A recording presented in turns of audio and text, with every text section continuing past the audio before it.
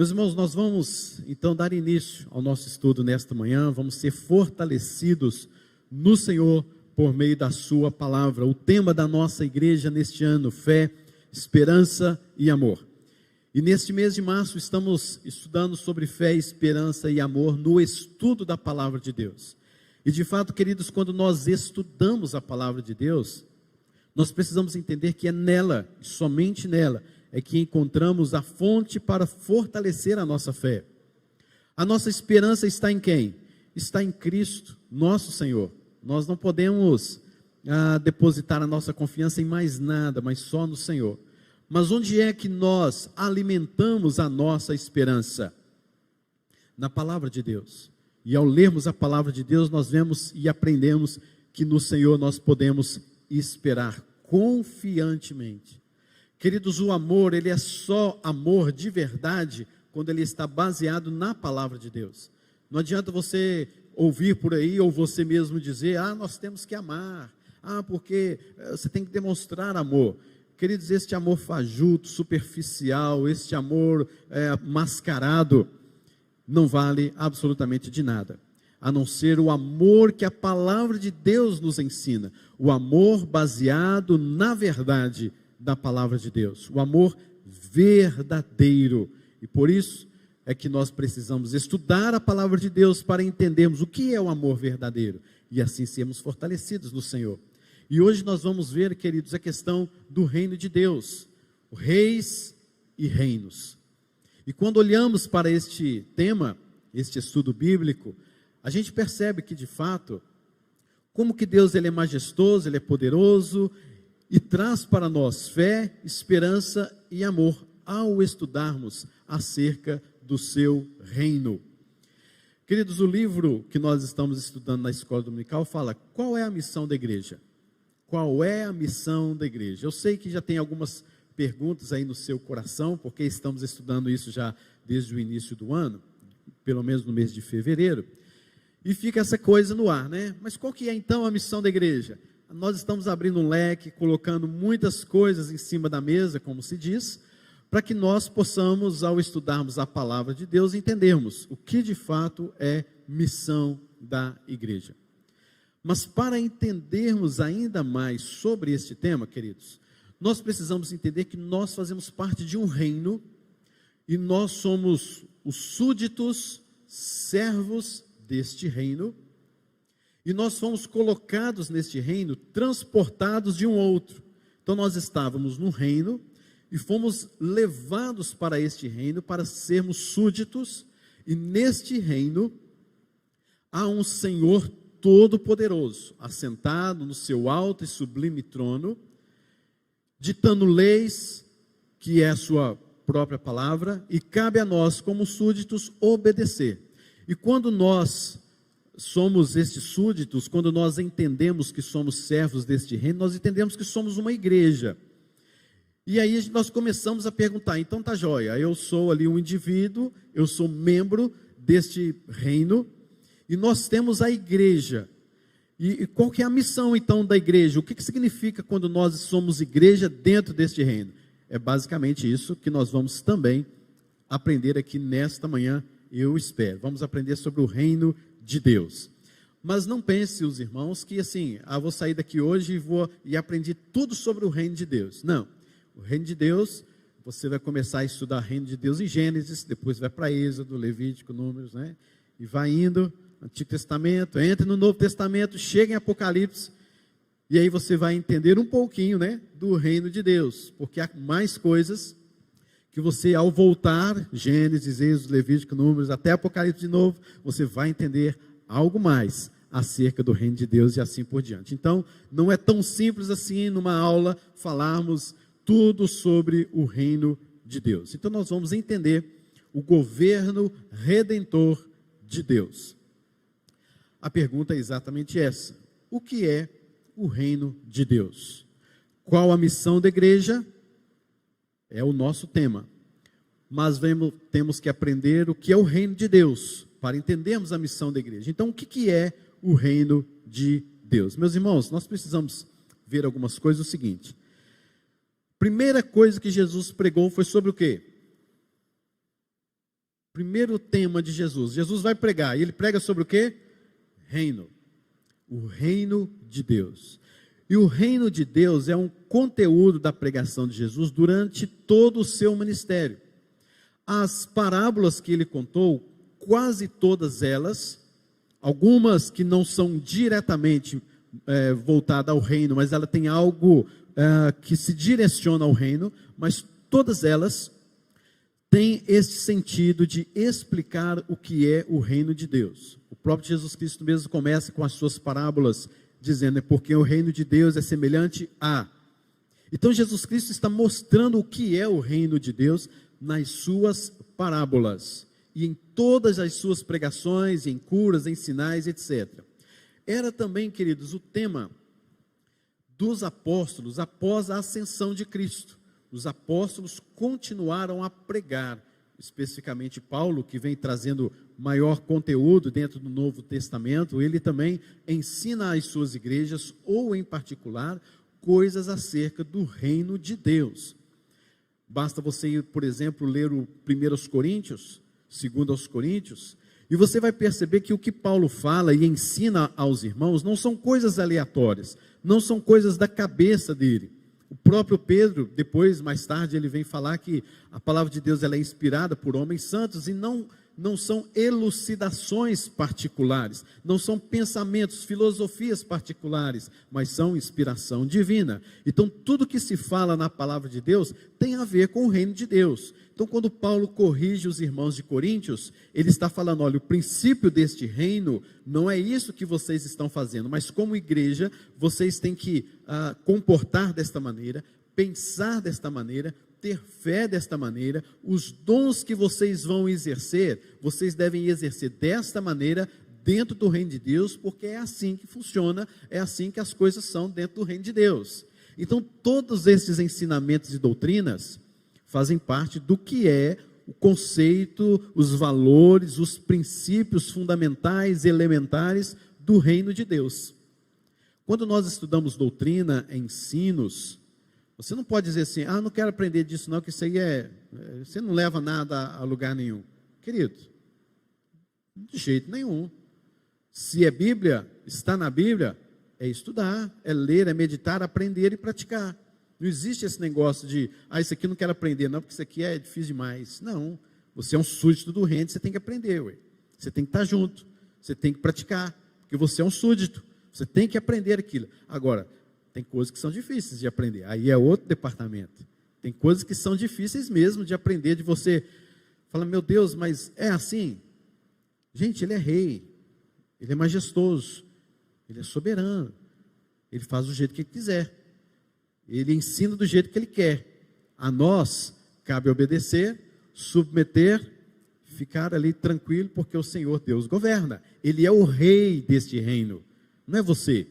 Então não queira tentar saber coisas demasiadamente difíceis e tentar explicar como se você fosse Deus. Há coisas que nós nos calamos sim e nos submetemos à palavra de Deus porque são coisas do reino, mas cabe a nós aprender, cabe a nós praticar a palavra de Deus.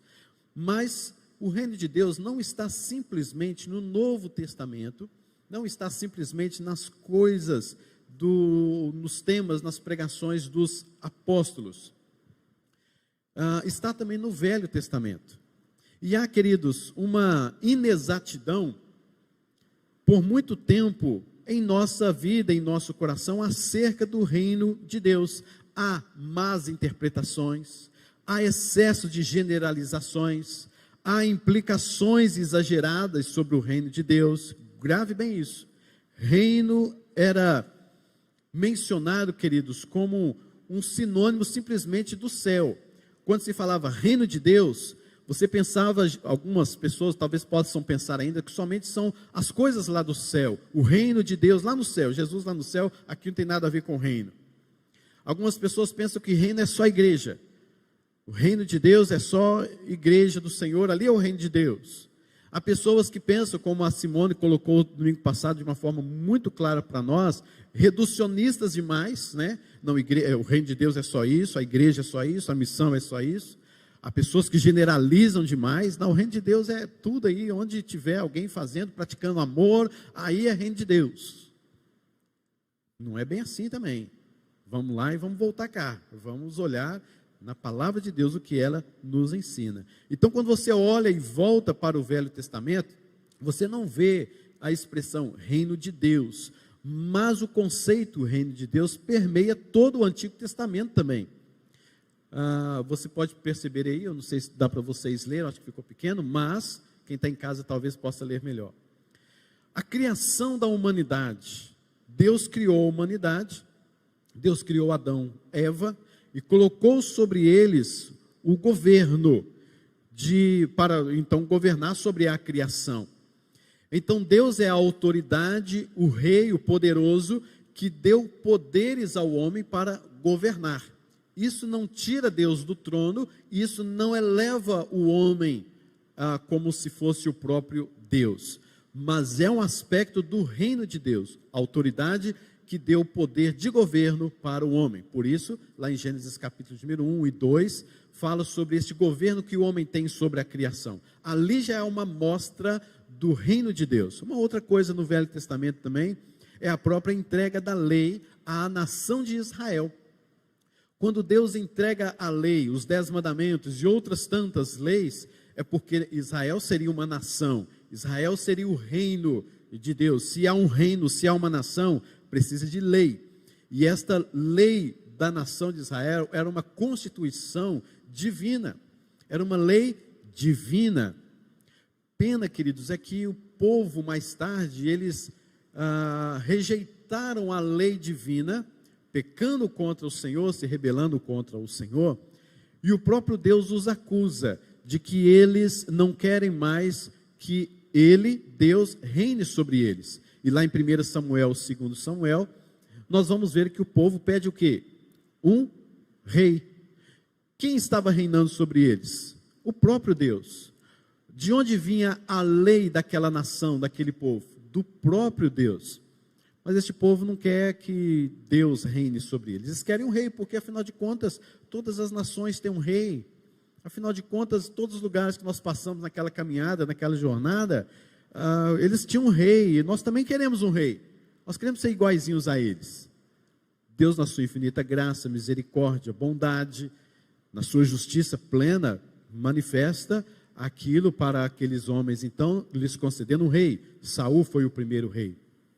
Mas a gente vê, queridos, que ali há manifestação do reino de Deus, porque há uma lei divina, há uma constituição divina, há uma nação, há um povo, e então ali há o reino de Deus. Apesar de que este povo busca um outro rei, mas há um ambiente, há um clima máximo do reino de Deus agindo no Velho Testamento. Por último, queridos, também, as próprias promessas de Deus que foram reiteradas, que o reino pertenceria finalmente a Jesus Cristo. Você pode perceber que lá em Davi, é uma das coisas mais abertas que nós temos, que o reino de Davi seria então substituído pelo reino do Messias, aquele que viria, o descendente de Davi. Então você pode perceber que o próprio livro de Mateus, quando fala sobre a genealogia de Jesus, fala também sobre o rei Davi. Por quê? Porque ele viria, o rei viria, para sentar no trono de Davi. É por isso que em alguns momentos, fala filho de Davi, ou seja, aquele que veio para reinar no trono de Davi. Então você percebe que tanto o Velho Testamento, quanto no Novo Testamento, há sim o reino de Deus, há sim algo do reino de Deus permeando toda esta escritura, toda a palavra de Deus. Então, vamos percebendo aqui sobre o que é reino de Deus. Nesta questão do Novo Testamento, nós já vimos, vemos também agora, podemos ver agora então, a questão da natureza do reino de Deus. Queridos, a palavra do Senhor nos fala que o reino de Deus, em primeiro lugar, é o reino redentor de Deus sobre o seu povo. Então, 3 coisas que eu quero que você tire dessa frase aí, 3 palavras: reino, Deus ou redentor, Deus, e povo. Reino redentor, Deus e povo. Vamos limitar o reino de Deus nestas questões: o reino redentor, o próprio Deus e o seu povo. Quando nós falamos de reino redentor, nós estamos falando de que neste reino há um Deus que é o rei, e ele trouxe até este reino, ou redimiu o seu povo, algumas pessoas, para entrarem neste reino. Então por isso que foi colocado aí na frase, reino redentor. Ou seja, não é um reino onde simplesmente estão todos ali já, mas alguns entraram neste reino. E se foi um reino, e se é um reino redentor, então houve uma redenção. Este rei saiu em busca de súditos para o seu reino, é uma redenção. E portanto, sobre o seu povo. Que povo é esse? Exatamente este povo que Deus foi buscá-los para fazerem parte do seu reino. Então é o reino redentor de Deus, que é o rei, sobre o seu povo. E quando nós olhamos a questão de reino, nós podemos perceber que há aí algumas coisas que diz respeito a governo ou domínio. Primeiro ponto ali. Agora abra sua Bíblia comigo no Salmo 145, versículo de número 11, para entendermos um pouco mais acerca deste povo e deste reino redentor, e também acerca do próprio Deus, ou rei deste reino. Salmo 145, versículo de número 11, nos fala assim: falarão da glória do teu reino e confessarão o teu poder. Meus irmãos, alguns salmos, ele tem um recurso que nós chamamos de paralelismo. O que é o paralelismo? Isso é uma prática judaica nos escritos, principalmente poéticos. É um estilo literário, é um recurso literário que os judeus tinham e ainda possuem. E o que é isso? É quando eles falam alguma coisa, escrevem alguma coisa, e tem uma segunda expressão que diz a mesma coisa, mas ele quer delimitar ainda mais, ele quer explicar, envolver ainda mais a primeira oração. Então olha só comigo: falarão da glória do teu reino. Pronto, eu já entendi. Falarão da glória do teu reino.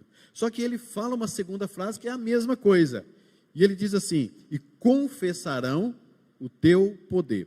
Então olha, a palavra confessarão está para falarão, ok? Então falar, confessar. E a palavra reino está para qual palavra? Poder. Então o reino de Deus, ele é poder. Por que eu estou explicando isso? Porque muitas pessoas acham que o reino de Deus é algo visível, que o reino de Deus é algo tangível, que o reino de Deus eu entro, eu saio, o reino de Deus é aquilo que eu posso visualizar, mas não é tão bem assim, tão claro assim. Aqui o texto está falando que confessarão o teu poder. Poder está para reino, então nós podemos ver que o reino de Deus, ele é um reino de poder.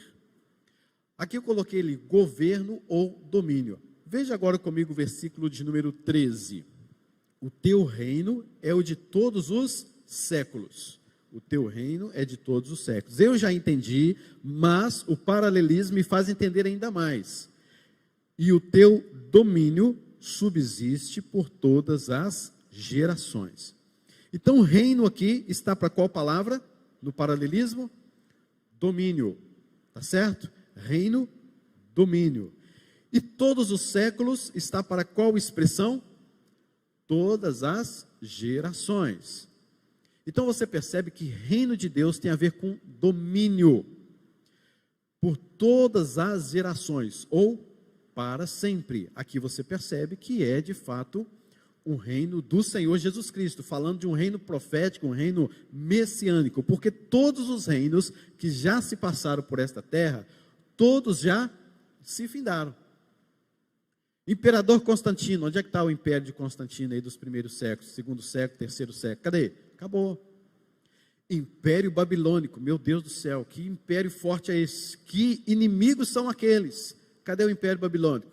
Nem mais tem, né? As limitações aí de terras, nem são mais aquelas, né?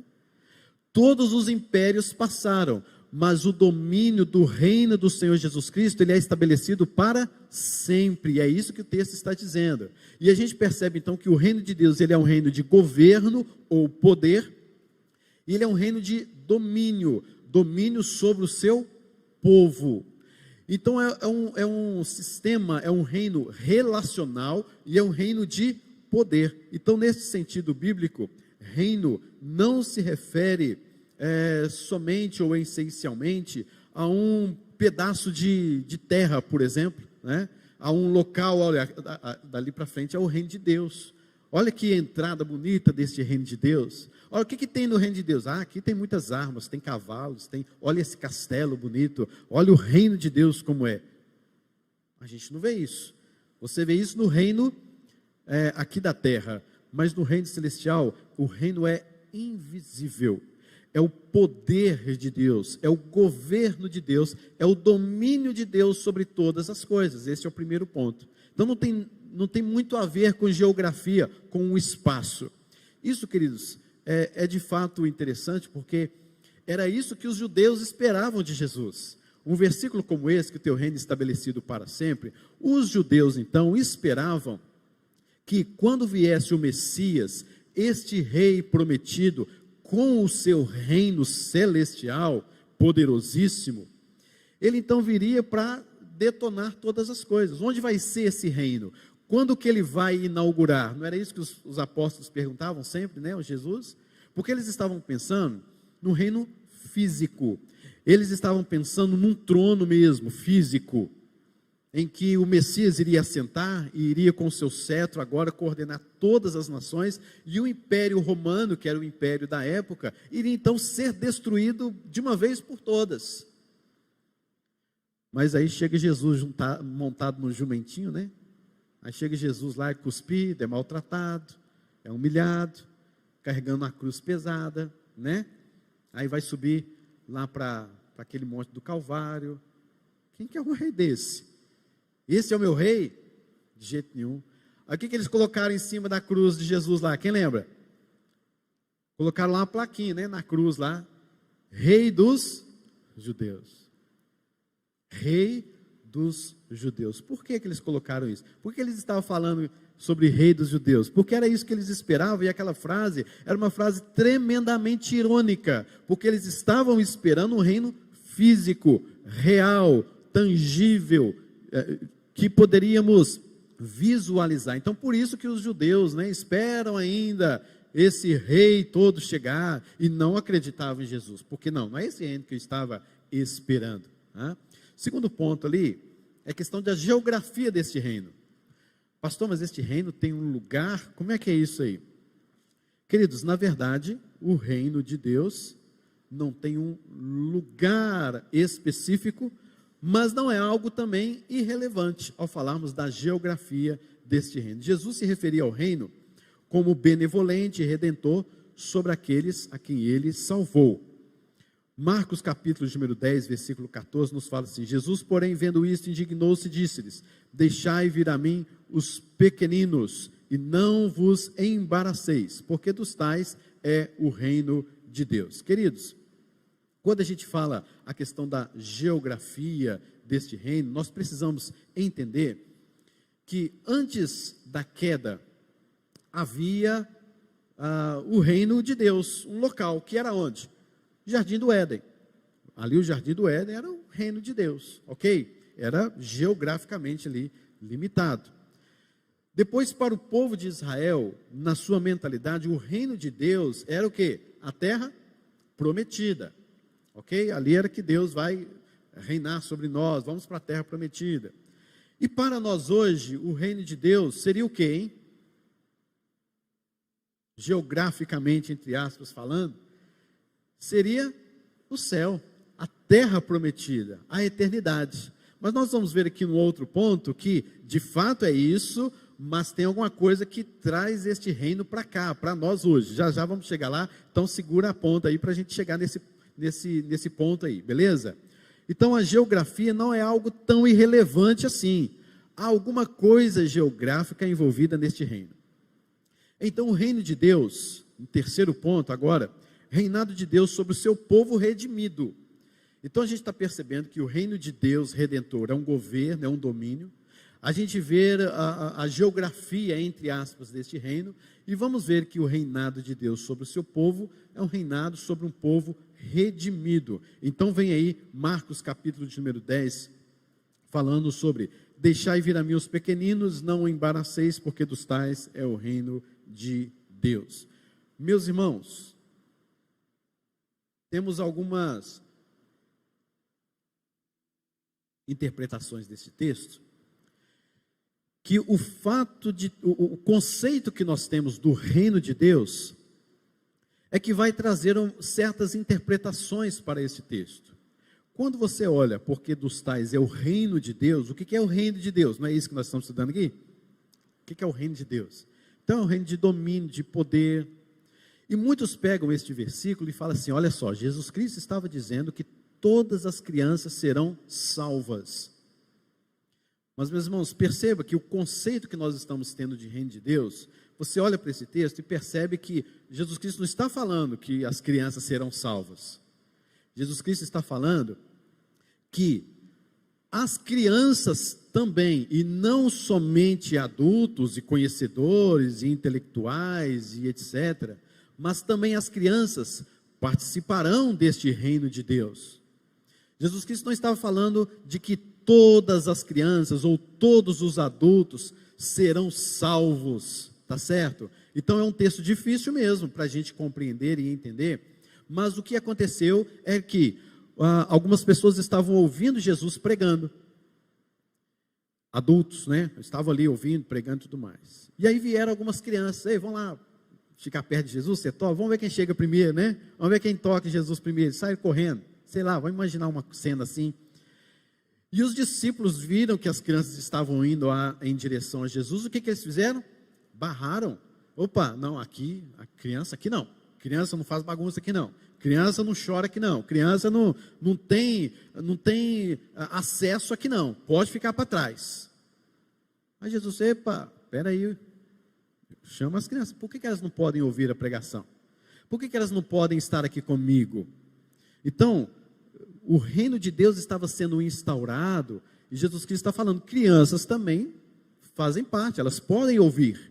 Crianças também fazem parte, elas podem entender acerca do reino de Deus como vocês estão entendendo. E tem adultos ali, e tinham adultos ali, que ouviram e foram embora, e não receberam Jesus, e não se converteram. Havia crianças ali também, que é bem provável também, que ouviram, mas não entenderam, e também não foram salvas, tá certo? Então, queridos, eu estou só mostrando isso para os irmãos. Você pensa assim: pastor, o senhor está dizendo então que as crianças, quando morrem, não vão para o céu? Queridos, aí é uma coisa lá com Deus. Eu não sei, isso aí é coisa, quem salva é Deus. Não posso dizer: morreu na infância, vai para o céu, tá certo? Por quê? Porque o que é uma criança? Quer dizer, ontem mesmo eu deixei de ser criança. Eu fiz 39, estava com 39 anos, fiz 40, né? Deixei de ser criança, meia-noite.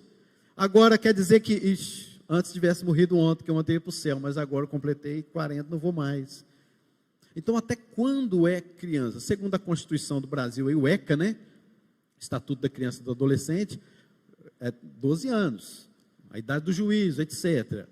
Mas tem constituições por aí afora, em outros países, que são menos, outros são mais. Então, o que é uma criança? Então, quer dizer, hoje a criança é salva, mas ela deixa de ser criança, ela passa para adolescente, né? Agora ela não é salva mais. Então a gente tem que tomar muito cuidado com isso, porque há muitas pessoas que pensam: tadinho, criança tão inocente. Criança não é inocente, queridos. Criança não vem com esse negócio, criança é um anjinho, porque não é. Pare com isso. Criança não é inocente segundo a palavra de Deus. As crianças nascem em pecado, as crianças nascem como eu e você nascemos, né, obviamente, condenadas ao pecado. E nós precisamos de ser salvos. Nós somos salvos não pela faixa etária, nós somos salvos pela graça de Deus. Aí vem toda uma questão de predestinação, tá certo? Aí precisamos aprender isso, envolver nisso mais, porém, precisamos entender que quem salva é Deus, Ele salva quem Ele quiser, Ele salva um bebê, Ele salva uma criança, Ele salva um adulto, Ele salva um débil mental, Ele condena crianças, Ele condena adulto, Ele condena um débil mental. Gente, Ele faz o que Ele quiser, Ele que é o rei, não sou eu sou súdito. Então, estou na minha posição de súdito, aprendendo o que a palavra de Deus nos mostra. Mas por que eu estou dizendo isso aqui? Por causa do conceito de reino de Deus que nós temos. Porque achamos que reino de Deus, ou reino dos céus, é somente o reino lá no céu. Então deixe vir a mim os pequeninos, porque dos tais é o reino do céu, dos tais é o reino de Deus. Aí, está vendo? Jesus Cristo falou que crianças são salvas. Mas não é isso que o texto está nos dizendo. Mas somente dizendo que na instauração do reino, crianças também podem ouvir, podem estar no reino de Deus neste sentido, mas não em relação à salvação propriamente. Isso devido ao conceito que nós temos de reino de Deus. Jesus mesmo até fala, queridos, daqueles que entrarão e não entrarão no reino de Deus. Marcos 10, 23 a 25 nos fala: então Jesus, olhando ao redor, disse aos seus discípulos: quão dificilmente entrarão no reino de Deus os que têm riquezas. Jesus Cristo falou que os que têm riquezas não entrarão no reino de Deus? Ele não está falando isso. Ele está falando que será difícil demais, porque eles colocam as riquezas acima de tudo. Riqueza é segurança, é salvação, é esperança, é fé, é amor para eles. Mas Jesus Cristo está dizendo que será difícil eles serem quebrantados. Mas Jesus Cristo não está dizendo que eles nunca entrarão no reino de Deus, tá certo? Ele ainda continua: é mais fácil passar um camelo pelo fundo de uma agulha do que entrar um rico no reino de Deus. Aqueles que creem em Jesus serão transportados então de um reino para o outro. Diz o texto: ele nos libertou do império das trevas e nos transportou para o reino do Filho do seu amor. Então é graça de Deus. Ele veio até nós e nos tirou de um império. Que império é esse? O império das trevas, o império de Satanás, o império do pecado. E lá tem um rei, lá tem um reino, lá tem ali uma organização, uma estrutura de um reino, e este reino é muito forte, é muito pesado, muito poderoso. Mas Jesus Cristo foi até lá e nos tirou deste reino. A palavra lá em Colossenses capítulo de número 1, versículo de número 13, nos fala, ele nos demitiu deste reino. Nós não temos mais nada com este reino, e agora nós somos transportados para o reino do Filho do seu amor. Então agora eu faço parte do reino de Deus, porque Deus me chamou a estar neste reino. O reino de Deus, queridos, então é dinâmico, de poder, é relacional e também porque ele é um reino de domínio.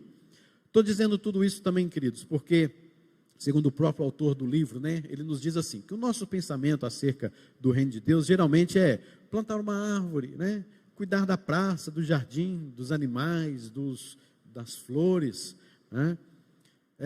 que mais? É dar comida a quem tem fome, é levar uma cesta básica, é você, quem sabe, fazer uma reforma numa casa para quem precisa. Meus irmãos, tudo isso é válido? O que os irmãos acham? É válido ou não é? É ou não é? É, ué, com certeza. Você pode fazer isso todos os dias da sua vida, queridos. Faça isso, continue fazendo isso, tá certo? Mas eu preciso ser crente para fazer isso? Preciso ser crente para fazer? Qualquer um pode fazer, queridos. Qualquer um pode fazer. Então perceba que o reino de Deus não simplifica nessas coisas como tivemos a aula da semana passada. Há pessoas que reduzem o reino de Deus nisso. Se não tiver assistência social, se não fizermos socialmente, se não tiver, então a igreja não é igreja, se ela não tem um trabalho social. Querido, de onde você tirou isso? De onde você tirou isso? A igreja, ela tem parte social? Claro que tem, ué. E faz muito bem, graças a Deus. Precisamos melhorar? Precisamos, sempre melhorando, sempre melhorando. Mas ela não deixa de ser igreja porque deixou de fazer uma obra lá especial na vida de alguém. Vocês estão entendendo? Porque nós somos falhos, é uma igreja do reino de Deus, mas uma igreja falha, e nós falhamos, ok? Mas nós precisamos tirar essa mentalidade, sabe, da nossa cabeça, e dizer que se a igreja não fizer aquilo, que igreja é essa que não faz uma assistência social para aquela pessoa. Quem são essas pessoas? Porque afinal de contas, se a igreja não fizer isso, ela deixa de ser igreja. Nada disso. É muito mais do que isso. Tá certo? Então, boas realizações são boas de fato, mas não ampliam as fronteiras do reino de Deus. A única maneira pela qual o reino de Deus, o governo redentor de Deus, se estende é quando ele leva o pecador a renunciar o pecado e a justiça própria e a se submeter ao Rei Jesus. Aí sim o reino de Deus está estendido. Então não é simplesmente fazer aquele trabalho de obra social, ou fazer aquele tipo de trabalho assim ou daquele jeito, ou a igreja ter um colégio, ou a igreja ter um hospital, ou uma igreja ter um centro de não sei o quê. Essas coisas são boas e devemos fazer isso como cidadãos. Devemos sempre fazer isso. E se é um cidadão que faz parte do reino de Deus, que coisa boa, melhor ainda, né? Mas o reino de Deus se estende quando o pecador se arrepende, ele entende a justiça de Deus, ele se arrepende dos seus pecados. Agora, você pode então fazer todos estes trabalhos, e através destes trabalhos, alguém se converter? Pode acontecer isso, não é? Aí é bênção, aí sim a gente vê a manifestação do reino de Deus. Deu para ver a diferença? Um pouquinho da diferença? Né? Não é o trabalho em si, mas é aquilo que aquele trabalho pôde provocar, pôde trazer a conversão de uma pessoa. Então que bênção. Então que bênção que podemos fazer trabalhos assim, estamos alcançando pessoas. Ótimo, coisa boa, deve ser feito. Mas isso não faz parte simplesmente da visão que é reducionista, dizer que isso é que é o reino de Deus. Visto que o reino de Deus é uma questão relacional entre o rei e os súditos, não podemos estender o reino sobre pessoas que não se submetem ao governo do rei. É por meio da fé no rei que uma pessoa é transportada do reino das trevas para o reino do Filho do seu amor. Colossenses 1:13. Então, queridos, o reino é estendido, é quando há a aplicação, a operosidade da fé na vida de alguém. Então, o reino foi estendido. É isso que faz parte, então, do reino de Deus. Aspectos do reino de Deus vão se manifestar, obviamente, no mundo em que estamos, através da igreja. Como eu já disse, todas essas obras, feitorias e realizações. Mas o reino de Deus, ele se estende não por conta do tamanho do colégio que uma igreja tem, não por conta do tipo de ação social especial que aquela igreja tem, mas se estende através de vidas que de fato foram alcançadas pelo poder de Deus, ok? E quero deixar mais uma vez claro, né? Que a igreja pode ter um colégio, ela pode ter um centro social muito bom, ela pode ter um hospital, ela pode ter N coisas para abençoar a nossa população, o nosso mundo, e precisamos ter mesmo, isso é bênção de Deus, tá certo? Mas não é isso que define o que é igreja, não é isso que define ainda de uma forma mais ampla o reino de Deus. Uma pessoa não cristã pode estar vivendo em uma sociedade tão boa e justa quanto podemos imaginar, mas a Bíblia diz que se tal pessoa não vier a Cristo, ela não tem parte no reino de Deus. Então isso também é uma questão que a gente precisa perceber. Não é porque uma pessoa fez coisas boas, olha, só falta ser crente. Aí falta tudo, né?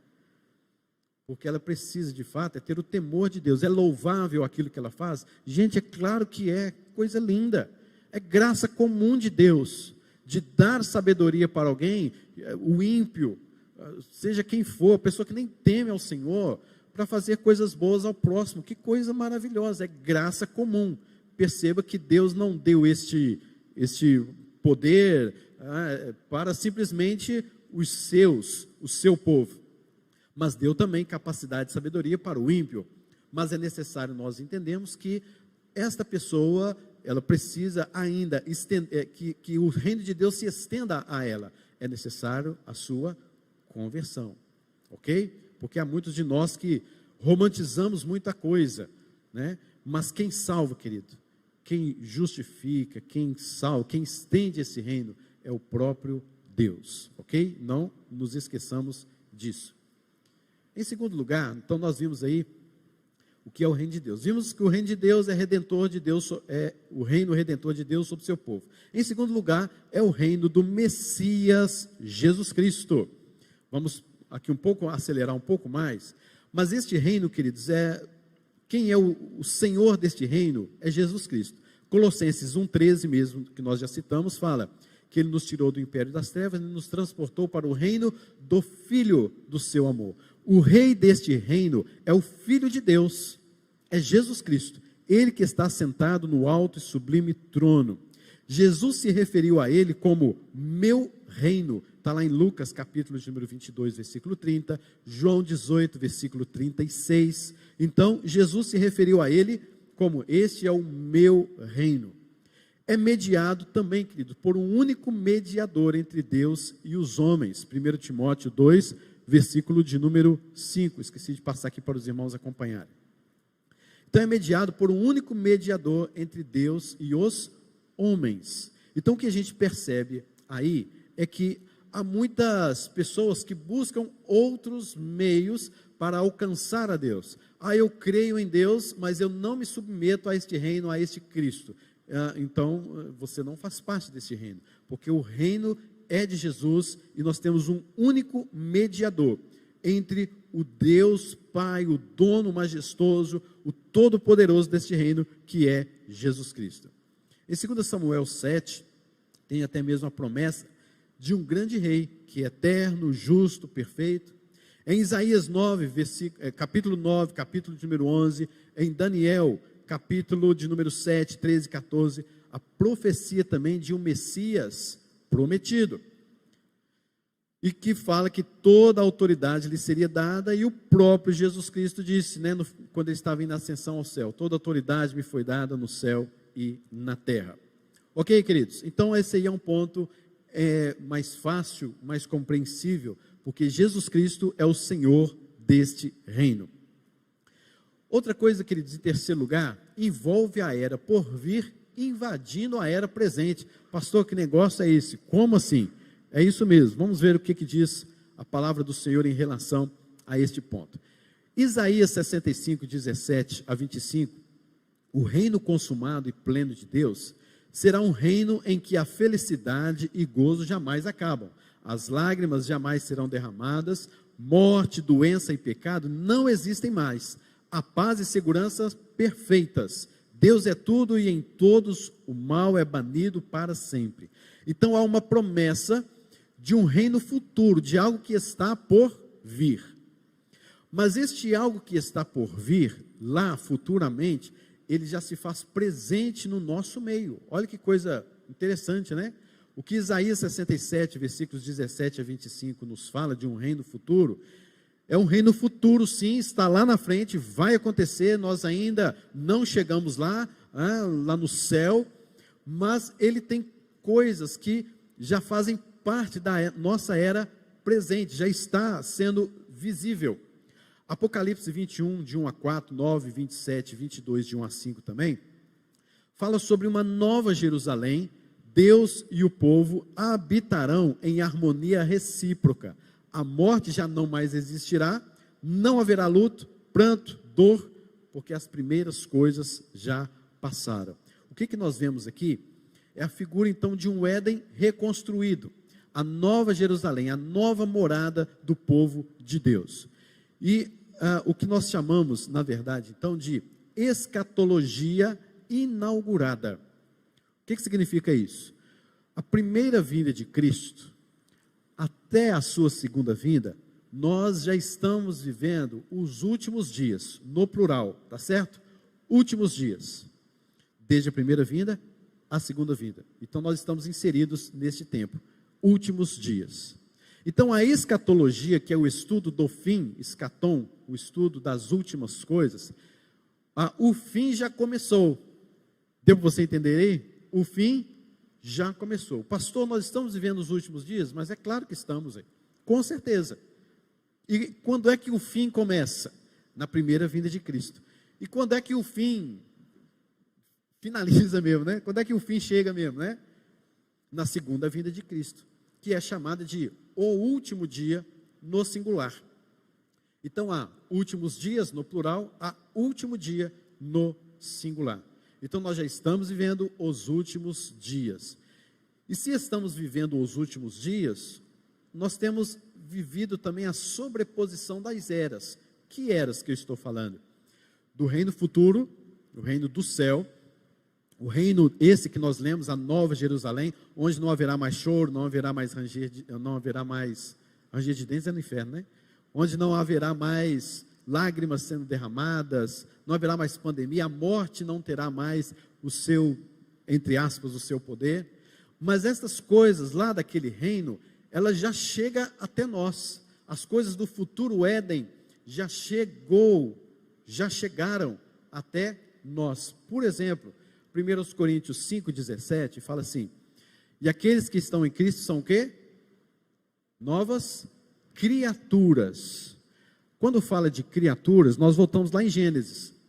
Nós fomos criados, né? A criação do mundo, a criação do homem, a criação do mundo, a criação do homem para todo este mundo. Mas agora nós já estamos vivendo uma segunda criação. Então aqueles que já estão em Cristo, aqueles que já vivem hoje em Cristo, já estão vivendo no outro Éden, mas este Éden ainda não chegou. Então nós já somos novas criaturas. Eu já fui recriado pelo Espírito Santo para participar, para estar neste reino que está por vir, que ainda não chegou. É o que comumente nós conhecemos como o já e ainda não. Eu já sou daquele reino, eu já fui recriado. A criação que precisa estar nesse reino já foi recriada, eu já fui criado, sou nova criatura que faço parte deste reino, mas que ainda não chegou. Lá neste novo Éden, queridos, o que nós não teremos de novo, e já não temos mais, viu? Já não temos mais, é o que nós conhecemos como livre-arbítrio. Então, nós já não temos o livre-arbítrio aqui. Somos novas criaturas, não temos livre-arbítrio. E nem aqueles que não são novas criaturas, aqueles que não se converteram, o homem, no geral, ninguém tem o livre-arbítrio, tá certo? Estude bem isso. Mas lá no céu, lá que nós não teremos mesmo livre-arbítrio, tá certo? Porque se eu digo que eu terei livre-arbítrio no céu, eu vou ter a possibilidade de pecar e vai começar tudo de novo, né? Pensa. Então, não, lá no céu não existe livre-arbítrio, não há nenhuma possibilidade de eu ser levado a fazer o mal, mas só serei levado a fazer o bem, sem nenhuma pressão, mas pelo meu corpo glorificado e tudo novo, eu então, sim, farei sempre o bem, nunca pecarei lá no céu. Então, o que a gente chama de escatologia inaugurada, sobreposição das eras. Por que eu também estou dizendo isso? Porque eu preciso entender que eu estou inserido neste reino hoje. Então tem pessoas que Paulo chama muito a atenção em Tessalonicenses, já que Jesus Cristo está vindo, não vou fazer mais nada não, ficar quieto no meu canto, tranquilo, sossegado, numa boa, deixar o tempo passar, e quando eu vier, beleza, estou lá, vou fazer o quê? Aí Paulo fala assim, não, de jeito nenhum, vocês têm que continuar trabalhando, vida normal, vida comum, mesmo que vocês estão sabendo que Jesus Cristo vai voltar amanhã, continue firme, forte e animados aí trabalhando, né? Ou seja, eu sei que vai ter um reino lá e tal, então eu vou ficar mais tranquilo, já estou salvo mesmo, já perseverança dos santos e tal. Nada disso, queridos.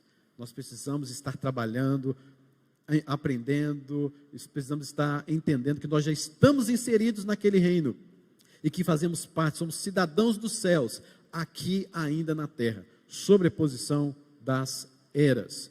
Ok até aqui, queridos? Se tiver alguma pergunta aí, algum comentário, estou à disposição, tá bom?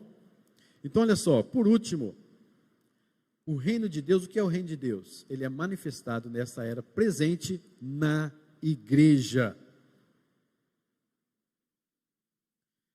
O reino de Deus é muito mais do que a igreja, e não são sinônimos, mas são coisas bem próximas uma das outras. Queridos, nós temos um contexto, como eu disse no início, nós muitas vezes entendemos reino de Deus de forma inexata, de forma generalizada demais, de forma reducionista demais, porque nós muitas vezes achamos que igreja é o reino de Deus, é a totalidade do reino de Deus, e não é.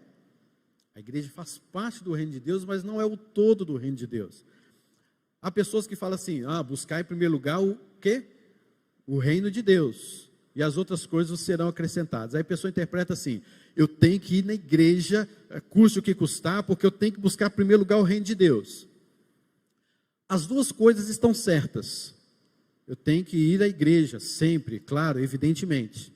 E eu tenho que buscar mesmo o reino de Deus. As duas coisas estão certas. Mas você não pode dizer que se você está na igreja, você está buscando o reino de Deus. Simplesmente assim. Tem uma programação da SAF, da mocidade, mas eu estou cheio de coisas para fazer aqui em casa, mas eu tenho que buscar a Deus, o reino de Deus em primeiro lugar. Não, você está falando uma coisa e está falando outra. É lógico. Você tem que participar da reunião da mocidade, gente. Você tem que participar da programação da SAF, da programação da igreja, com o maior prazer, e tem todo o esforço mesmo, né, na nossa parte, porque às vezes é difícil mesmo. Então é um incentivo para você participar e se envolver, ok? Beleza? Mas isso não significa que se você não vier à igreja por algum motivo, que você está deixando de buscar o reino de Deus em primeiro lugar, porque a igreja não é o reino de Deus. A igreja faz parte do reino de Deus, mas ela não é o todo, porque há um peso em cima de nós, e eu quero que você tire esse peso, nem de achar esta coisa, né? Eu não fui na igreja hoje, eu estou com peso porque eu não busquei a Deus em primeiro lugar. Devemos ter calma com isso, devemos saber delimitar o que é o reino de Deus e o que é a igreja de Deus. Mas tomemos cuidado para você também não pensar assim, pastor, coisa boa, né? Então eu posso faltar da igreja e buscar a Deus do mesmo jeito. Meus irmãos, até pode, você pode deixar de vir à igreja e você não deixou de buscar a Deus, o reino de Deus em primeiro lugar. Mas participar da igreja também é uma ordem bíblica. Não deixemos de congregar, como é costume de alguns. A comunhão, a igreja, o povo de Deus reunido para adorar, é algo que é testificado desde o Antigo Testamento, nos cerimoniais, nos ritos religiosos e tantas outras coisas. Então a igreja, o corpo, a comunhão, é também uma ordem de Deus para o prosseguimento da igreja e, consecutivamente, do reino de Deus. E é interessante porque fala a palavra de Deus, Jesus Cristo, dar-te-ei as chaves do reino dos céus, o que ligares na terra terá sido ligado nos céus, e o que desligares na terra terá sido desligado nos céus. Mateus 16, 19. Chaves aqui, queridos, tem a ver com autoridade, direito de agir em nome de Jesus Cristo, e são dados nessa era pelo rei da igreja. É a era que está por vir. Jesus Cristo reina, mas ele foi para o céu e está sentado lá no seu trono. Mas o que ele fez? Ele deixou com a igreja as chaves deste reino, o governo deste reino. Assim como lá na criação, em Adão, Deus disse para Adão, você vai governar sobre esta criação. É um mandato espiritual. E você vai governar sobre tudo que foi criado. Então Jesus Cristo agora, naquela era que está por vir, ele deu autoridade à igreja para governar os seus santos. Aí tem um outro estudo que nós podemos ficar aqui muito tempo falando, né? Até onde é esse governo, o que é esse governo da igreja e tal. Aí vai um outro estudo muito bom também. Mas o fato é o seguinte, que a igreja ela tem autoridade dada por Jesus em detrimento do reino que está por vir, mas que já se faz presente na nossa vida, no nosso meio. E aí você vai ler Efésios 2:14, Efésios 3:10. Então, queridos, para encerrarmos, o que é o reino de Deus? É o reino redentor de Deus sobre o seu povo, é o reino do Messias Jesus, não há outro, é só Jesus, envolve a era por vir, invadindo a era presente, a escatologia iniciada ou inaugurada. Em quarto lugar, é manifestado nesta era presente na igreja, porque Jesus Cristo deu essa autoridade para a igreja, para os seus. Ok? Conclusão, queridos, o reino de Deus é o reino redentor de Deus, na pessoa de seu Filho Jesus Cristo, o Messias, o reino que irrompeu na era presente e agora é visível na igreja. Queridos, a igreja é a agência de Deus na terra. O domínio, o poder de Deus, Salmo de número 24 fala que rege sobre toda a terra, sobre todo o universo. Tudo pertence a Deus. Mas é a igreja, e eu vou te falar, Deus não tem plano B. Se a igreja falhasse, Deus não tem outro plano. É a igreja. A igreja é o povo de Deus. A igreja é a agência de Deus, do reino de Deus que está por vir, a agência de Deus aqui na terra. Por isso Jesus Cristo diz: vós sois o sal da terra, luz do mundo. Porque o reino de Deus é abrilhantado na igreja. A igreja não é o todo do reino, mas precisamos entender que a missão da igreja é de fato resplandecer este reino, resplandecer em todos os aspectos deste reino, e como igreja, resplandecer, brilhar o reino de Deus, fazer conhecido o reino de Deus nessa terra. Pode ser para ação social, pode ser para um colégio, um hospital, pode ser evangelismo na rua, pode ser um folheto, pode ser um aconselhamento, pode ser uma visita, pode ser. Mas a igreja, ela tem que ter, a essência dela é abrilhantar o reino de Deus aqui nesta terra. Amém, queridos? Que Deus nos abençoe com esta palavra em nome de Jesus.